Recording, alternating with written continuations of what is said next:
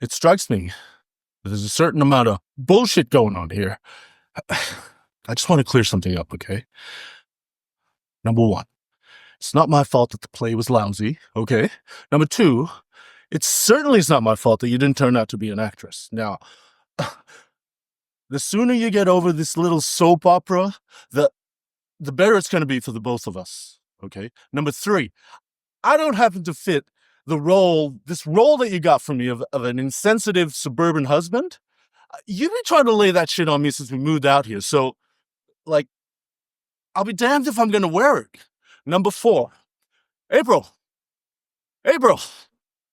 get back here. No, I will in a minute. Just let me stand here for a second. God damn it, April, just get back here instead of running all over the park.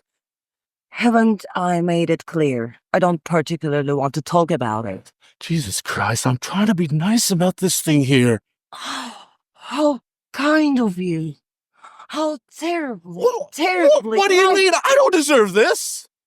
Are you always so wonderfully definite on the subject about what you do and do not deserve? Wait a minute. Wait a goddamn minute. But you listen to me. You're not going to twist my words around this time. This is one time I know I'm not wrong here. Christ.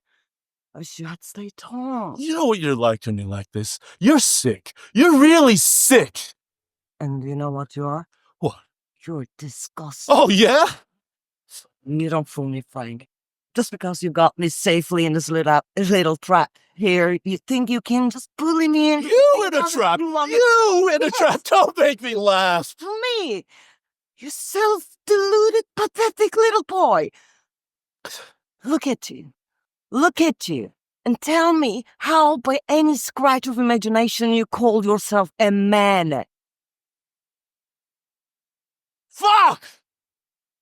God damn you, April! All right. Can we go home now?